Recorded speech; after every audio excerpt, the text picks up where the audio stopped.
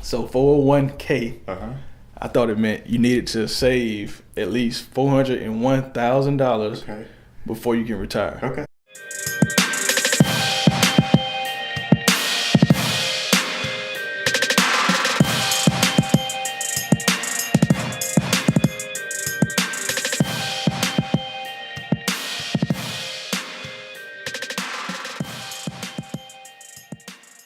Everybody, welcome to the INvest.U podcast. And I have a special guest with me today, Mr. Josh Gordy.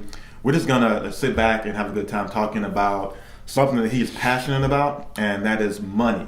Money affects every aspect of our life. Every aspect. You were growing up, what was your view of money, and how did that play into how you were raised? And I think I had a blessed childhood growing up as far as having a certain view on money.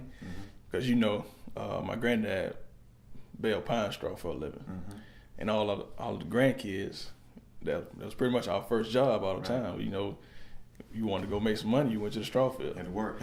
Paid for what you did, so it's a straight commission job. How old were you when you were doing that? I started when I was 8. Okay, so yeah, you were working. So I learned the value of a dollar very early. Okay. And I think that it sticks with me to this day. When I get some money, it's not like I'm not quick to just let it go. Right. Okay. Because I know what it took to get it. That's right. Not selfish with hoarding money, but at the same time, if I'm gonna put it into something, I want to put it into something that is gonna put that money to work. Right. And how did you learn how to put money to work? How did you learn that concept? Man, just reading a lot. Always being willing to learn more. The famous quote from Einstein: "The day you stop learning is the day you start dying." Wow.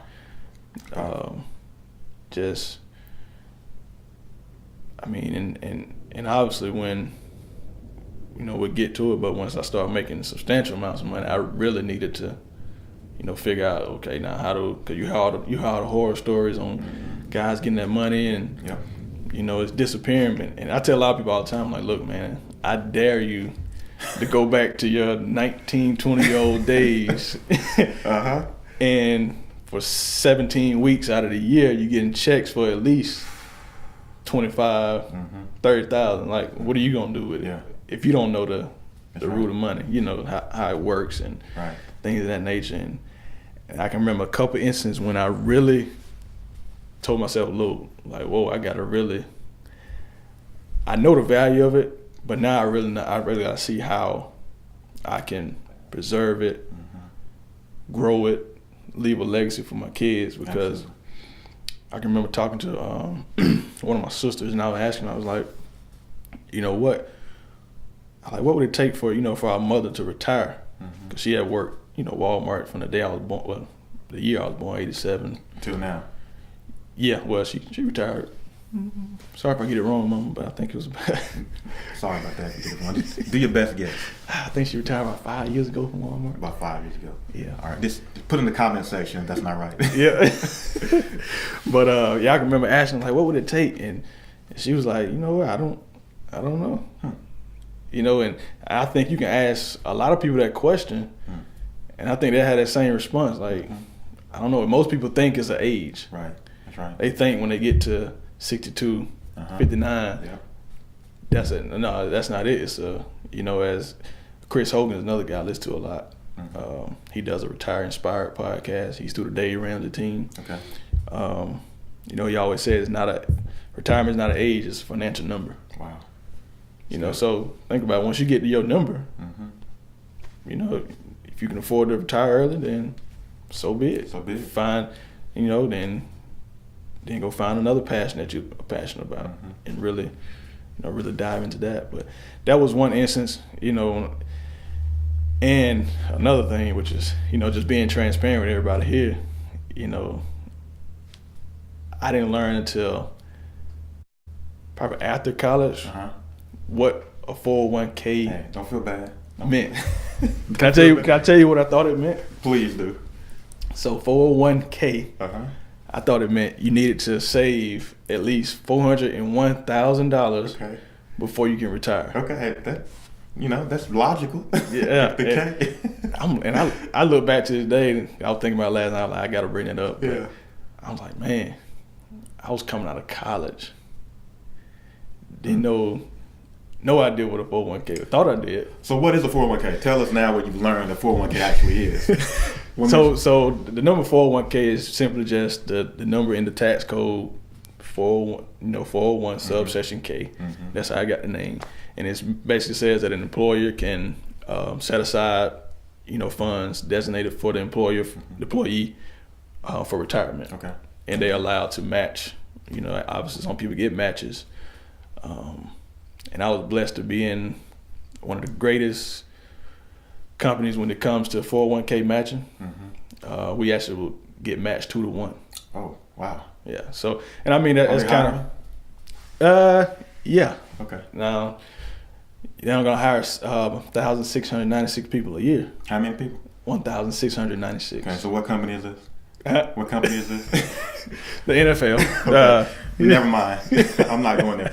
So obviously, you're wearing your Chippewa University of Central Michigan jersey. So give us a little background on your football career and how you got to be part of that NFL company. Senior year, all the way halfway my senior season, I was a wide receiver. Okay. In a power eye offense.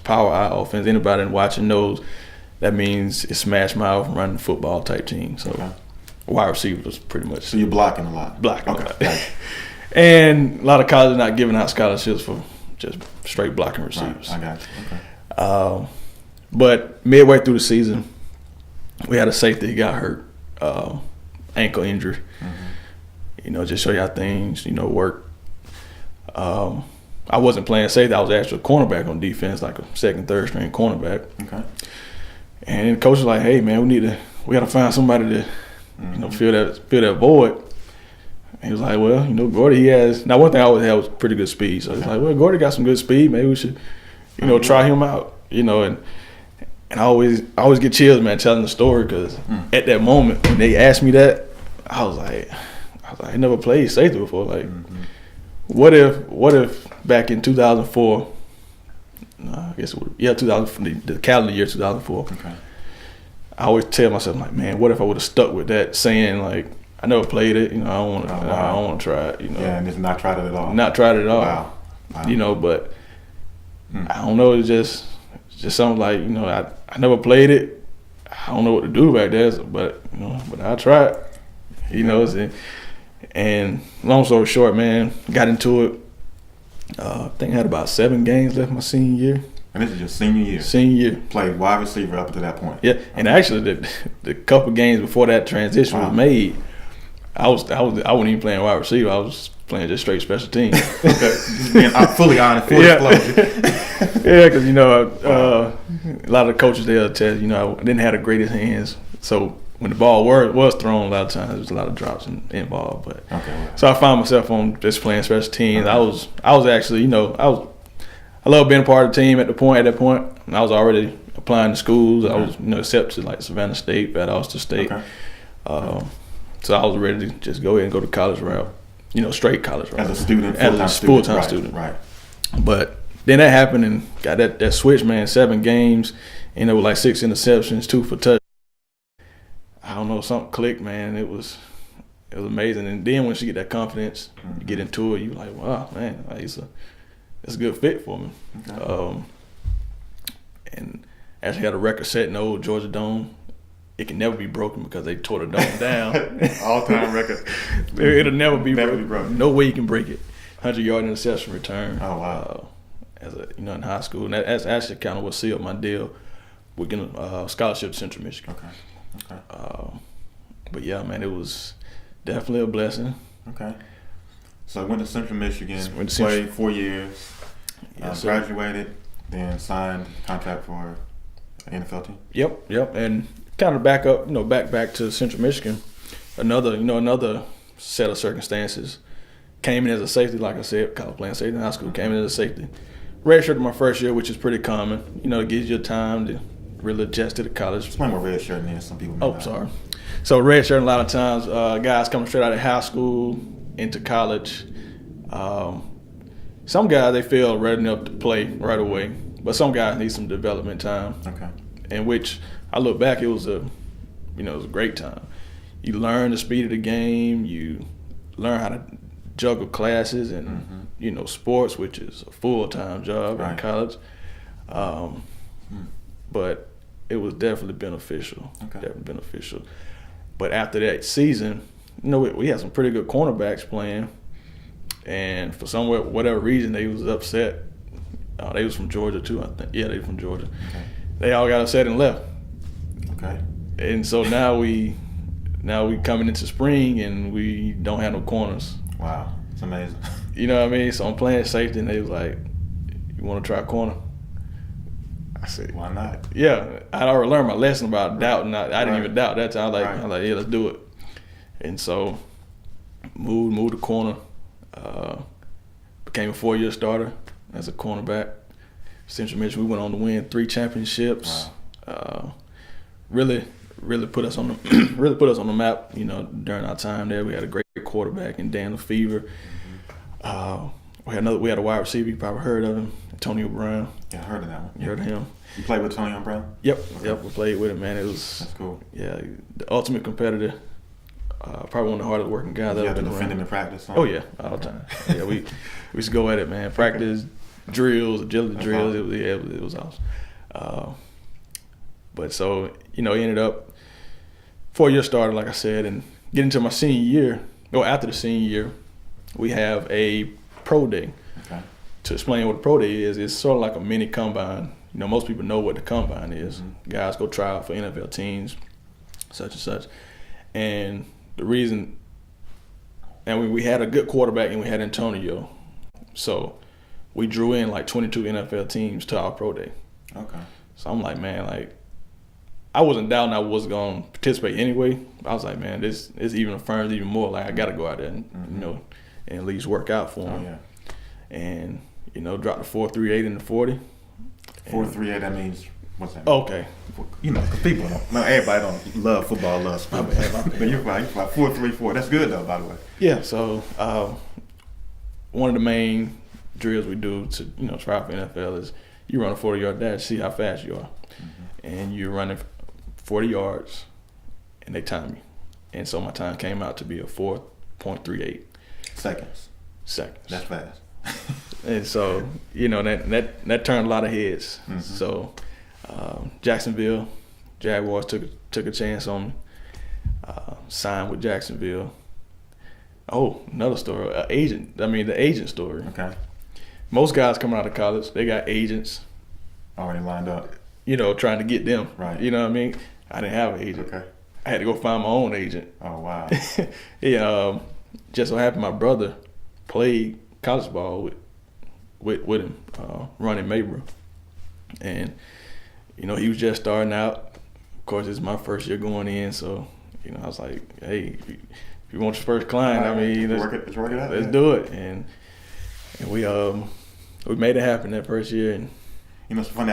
Speaking of Jacksonville, I think that was the first team. I remember when I first met you. Yep. We were at a cookout, and you were just talking about all the rookies that signed their first signing bonus check. Mm-hmm. That they required all the rookies to go to this financial advisor, and they were talking about not wasting your money, not blowing your money on stuff. And I remember your reaction was sort of surprised, why would I waste my money? Why would I just blow my money? And so it was almost like you already had this mindset of investing your money and being wise with money. Right, and I think that goes back to the what I talked about earlier, where I grew up working with my granddad. You don't just make it and just spend it. You gotta have a cushion. Right. It's gonna rain one day, so you gotta have that rainy day fund, like we like to say, emergency fund or whatever. But you don't want to just go out and just blow it. But yeah, they had advisors come in and talk to us.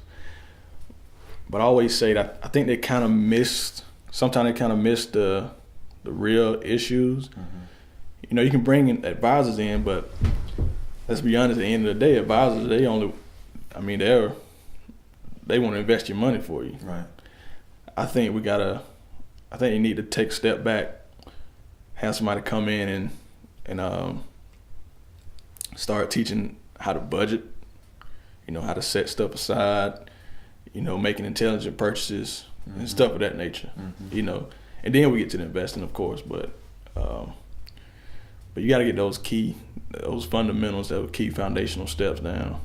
You know, learning, like I said, learn the budget on a monthly basis. And the thing I went through while I was playing, man, I was sorry about that.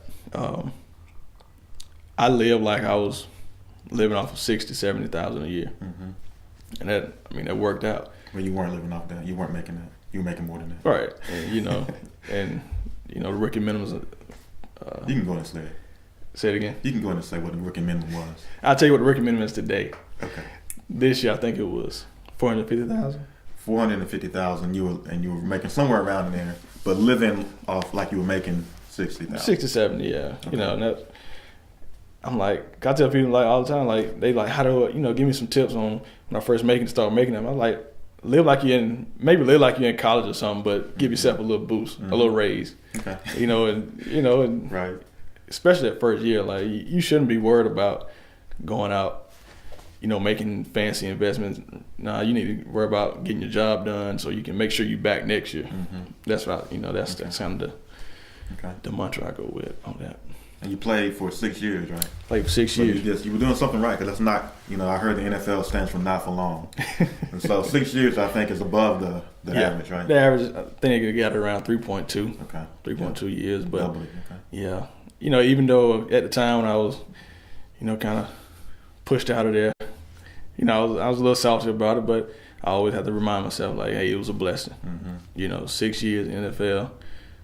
Most guys, they'll be happy if they even got invited to a training camp. That's right. And there's only 1,000. How many they actually make it? So, on any given active roster on Sundays, it's 1,696 guys. You have a few more for practice squad and whatnot. So each team carries. Actually, I think now they carry 10 people maybe. Okay. So with 32 teams, there's 320 more guys. Okay. But still a low number, And the whole NFL, talking about all the teams, exactly. over 1,000. Exactly. Okay. So you transitioned out of the NFL, but were able to invest some money, save some money, you're wise with your money. And so how did you transition from NFL to full-time entrepreneurship, or what you're doing right now? Right. And, the transition was definitely had its challenges and whatnot. But I think I can honestly say, as far as the money aspect, it wasn't really a strain, because like I said, I was living off of 60, 70, when you already know what it takes to run your household every month.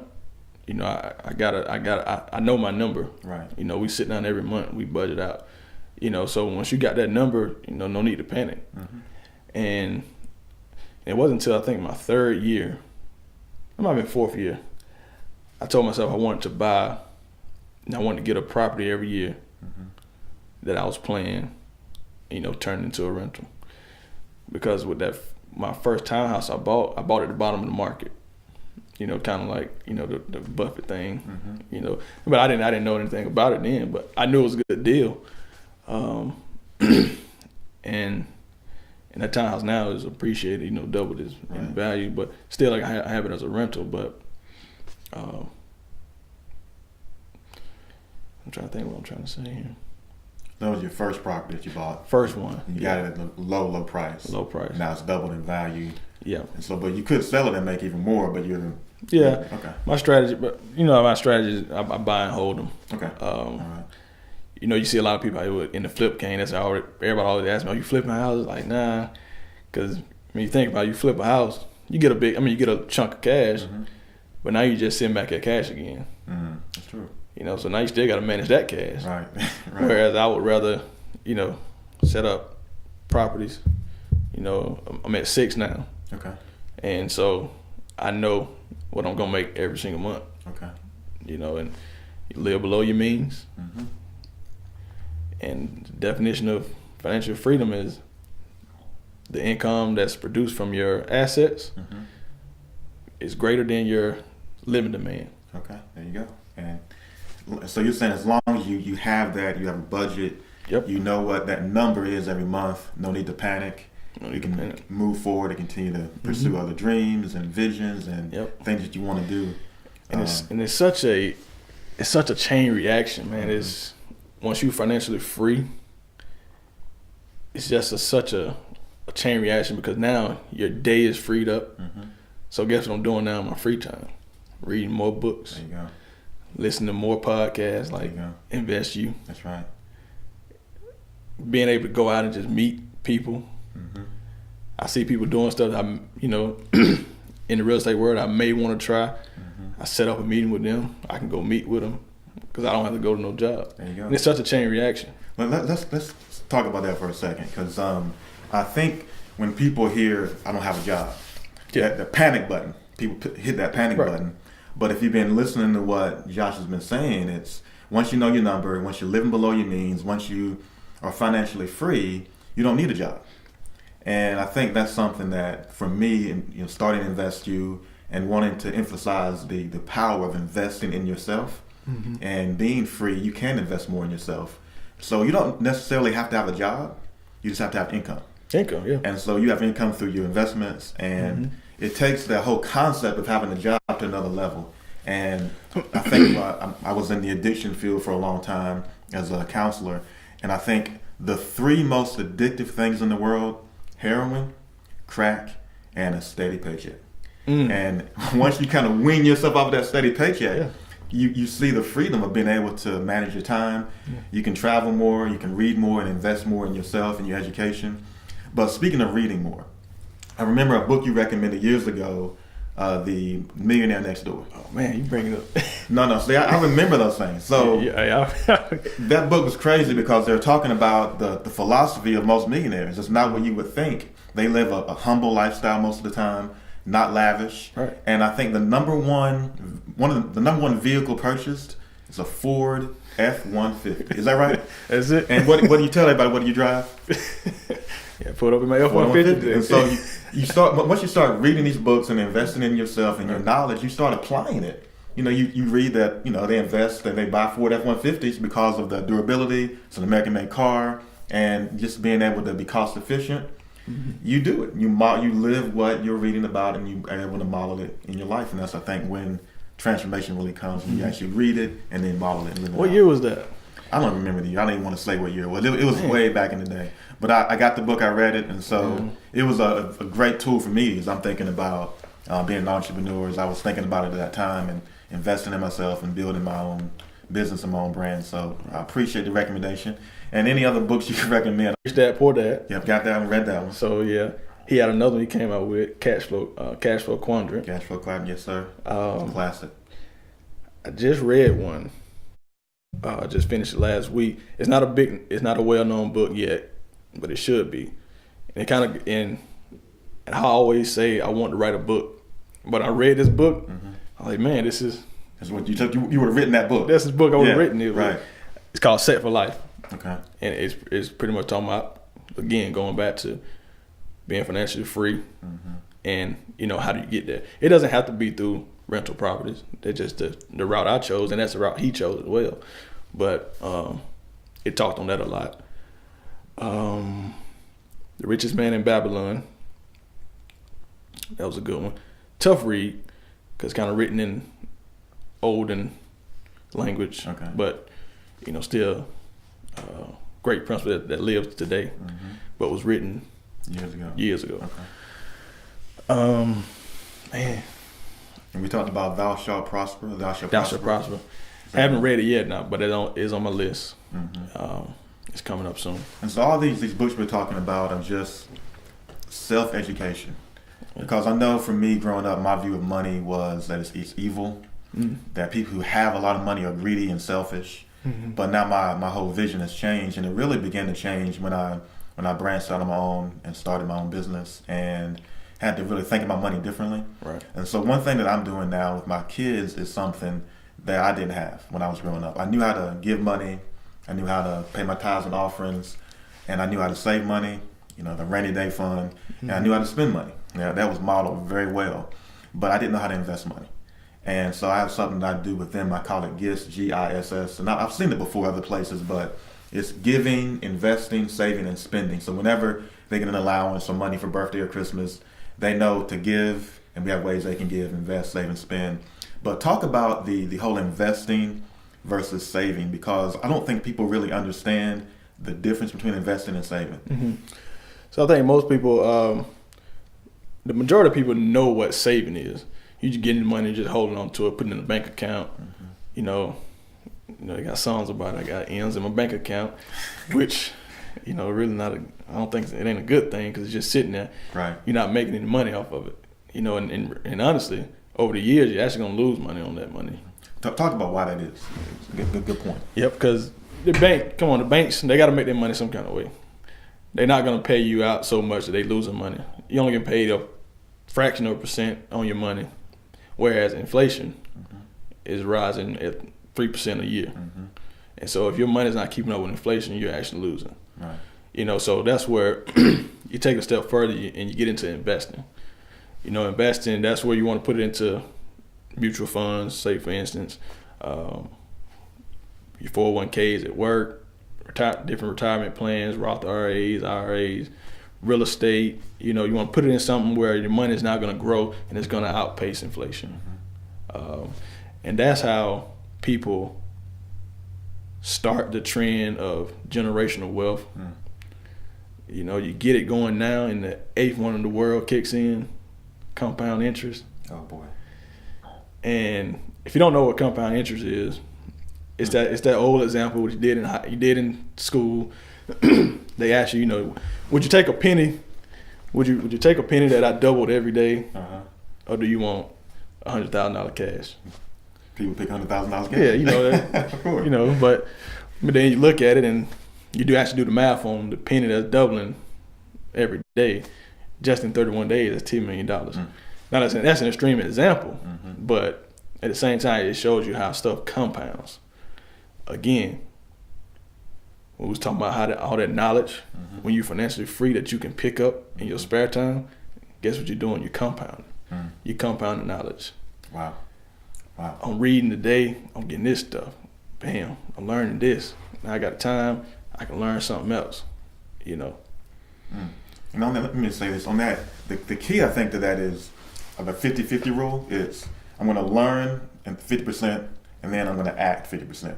Okay. And so I'm learning, I'm reading, I'm learning a lot about investing in money, but then I'm going to take an action that's going to apply what I just read. Exactly. I think that's how we're learning, I think, in the 21st century, when you have videos and books that you can access immediately. So you're learning and then you're applying. Right. And I was telling one of my good friends 2 days ago, because he was asking me about the whole real estate thing. He was reading all this stuff. I said, now make sure, and even with investing, when you start learning this stuff, don't paralyze yourself, what they call paralysis by analysis, where you learn so much and now you're just scared to take that chance. You gotta do it. That's right. Just do it. Step out there. Step out there and do it, because if you're just sitting back waiting, you still holding your money, it's still not growing for you. That's right. Put it out there. And when you invest, you're gonna take a risk. That's why you get rewards, because you're taking risks. But is there a way to sort of minimize or manage the risk? Yeah. So you're not kind of overboard on the risk? Just diversifying. Whereas some people they swear about us playing the single stock game. I'm more of a long term, so put it in mutual funds. So just to give you a little, how it works. Say I put all my money in a single stock. I put it into a single company. This company, if it mess around and go belly up, all your money belly up. But now if I got all my money in 10 different companies, and one of them fail, the other 9 gonna hold me up. It's diversification. I always say, people who are afraid to invest in the stock market always say, you can never lose all of your money in the stock market if you don't put all of your money in the stock market. And so it's real simple, right. But it's diversifying once the money is in the stock market. And then there's other investment outlets other than the stock market that you can put your money in, so you're not putting all your money in one place. And so it's not as risky. You imagine that risk a little bit better. So everything is always a diversification to everything. you're investing, you can do stock market, you can do real estate, you can do, retirement accounts, stuff of that nature. Keep some in cash. Then break each down into another category. Okay, real estate. And then that's you can diversify in that. We got the saying by the block, right? Good concept. But I don't want to myself don't want to buy a whole block. Right. Because something happened in that community, water go bad or something, I don't know. Again, all money. Face everybody, yeah. Yeah. Now, if I get a group of people and we all sprinkle into the block, then we pretty much covered by diversification. But I got some certain neighborhoods, another neighborhood here, certain whatever. That's my philosophy. Absolutely. Yeah. So you talked about investing in real estate, the stock market, and I have another little concept that I use called IRS. Not what you think the IRS is, but it's a concept of investing. So the I is in yourself, R is real estate, as we talked about, and that's the stock market. And I think that you get your greatest return on investment when you invest in yourself. Oh yeah. Talk a little bit about kind of how that plays out. So you can get returns in the stock market, you can get returns in real estate, but when you invest in yourself, talk about the returns that you get by doing that. I don't know if I can put a number on the return just investing in yourself, because if you're not, it's just simple. If you're not out learning stuff, like I said, the day you start learning is the day you start dying. So, I don't know, if you're not learning, you just staying stagnant. You're gonna forever have to rely on somebody else to pay for your living. And for some people that's that's what they want to do. And can't knock them, because it's just what you've always known, and what's you in that comfort zone, you in that lull. Some people don't have that personality to step out. Do you think that there are certain qualities that a person has to have to be an entrepreneur? There may be people that are listening or watching and say, I really would love to control my time to be financially free, but I don't think I have what it takes. What do you think as far as what qualities does it take to be successful as an entrepreneur? Financially, you got to be in tune with your lifestyle. You as any entrepreneur out there starting out, you're not going to be making tons of money. So you got to be comfortable backing down that lifestyle. Okay, I don't eat out as much or whatever no more, because I gotta get my income up. From the financial standpoint, I think that's good. You gotta be in tune with what you're spending. Personality wise, I think you gotta be someone who you're gonna have failures, but when you hit those failures, you just gotta, you're gonna hit a roadblock, you just gotta redirect. Don't hit a roadblock and I knew it was gonna happen. There it is. I'm done. You gotta have resilience to you. I keep going back to the real estate, but this last project I just did, I was actually there on site every day, working. Because that's another story. But because I wanted to bring that margin even more. That's why I put myself into the work. But we would take out a wall. You see a rotten tube, a rotten stud, and it's most people are like, oh man, it's over. Okay, just a rotten stud. I'm gonna knock it out. I got some more. I'm gonna put it back in its place. Right, there you go. And you keep rolling, and you can translate that into anything, whatever you're doing, entrepreneurial, but different. And another trait that I have that my wife always talked to me. She not talked to me about it, but she always be ragging on me about it. No matter where you go, you always what she always say, you're gonna find somebody to try to talk to, make a conversation with. Of course. There you go. 'Cause you don't know. Right. You never know. You don't know who you're gonna meet. How I can help them, and in return, you never know how they can help me. And it's just a full circle, man. That's right. I meet this guy today. He knows this person, that person. Oh, it's just so much. I get it. And so we've talked about real estate investing, flipping properties, stock market, budgeting, is there like a place where people can go to begin their financial literacy, their financial freedom as far as education, resources you recommend? Because people may not know what a Roth IRA is. Yep. They may not know what all these different terms we've been talking about really mean. So what would be a first step for people who want to start educating themselves?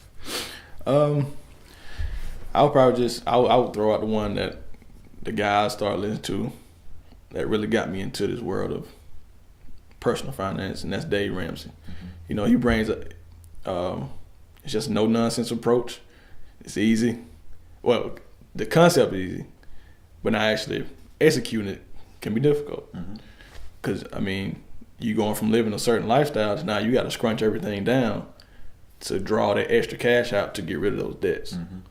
But now once you back on solid ground, you got a debt, you got a good emergency fund, then you can give yourself a leeway again. Mm-hmm. You know, start enjoying fruits of your labor more. Another guy that's a personality on his team, Chris Hogan, he more so focused on the retirement side. So if you want to learn about IRAs, Roth IRAs, which if you're listening, you know, Roth IRAs can be your best friend, especially the earlier you start. For the real estate side, I would suggest Bigger Pockets. It's a website. Bigger Pockets, just people talking about straight real estate. Okay. Anything you want to know. Okay. Type of question in. Somebody's already asked it. Somebody's already gave an answer. So everything we've talked about today will be in the comment section below. Click the links to find out more about the books we've talked about the individuals we talked about the ideas we talked about. I'll have everything linked down in the comment section below. And feel free to send comments and questions because we'll be interacting with you. And also you can always visit www.theinvestu.com to learn more about how you can begin to invest in yourself because you are your greatest return on investment. Mr. Gordy, how can we get in contact with you online, social media? What's the best way to reach out to you? Well, my social media handles on IG is just my full name, Joshua Gordy. Facebook, I'm Joshua Gordy as well. That's another good resource. I think it's main two. Social media. I'm pretty active on it, so I will. You know, somebody reach out, I definitely respond to it. All right. Well, just want to thank you again for being on the show today. My pleasure. Had a great time. We're grateful and thankful just for the knowledge you shared and for how you're living it out and how you're helping to make people's lives better. And as we're closing the show out today, I always have my top takeaways, and so. Can you give us like maybe one top takeaway that if our listeners don't get anything else, what's one top takeaway you want them to make sure they get? I mean, it's pretty simple, and it's actually the name of your podcast. Invest in you. I mean, invest in yourself. You know, that's the greatest return you can have on yourself. Awesome. Invest in yourself. Outstanding. And once again, a very special thank you to Mr. Josh Gordy. Also, subscribe to the channel to catch every new video. You can also follow us on social media, on Facebook at INvest.U and on Instagram at INvest.U. Follow us on the web at www.theinvestu.com. And as always, remember, love God, love people, and don't forget about you.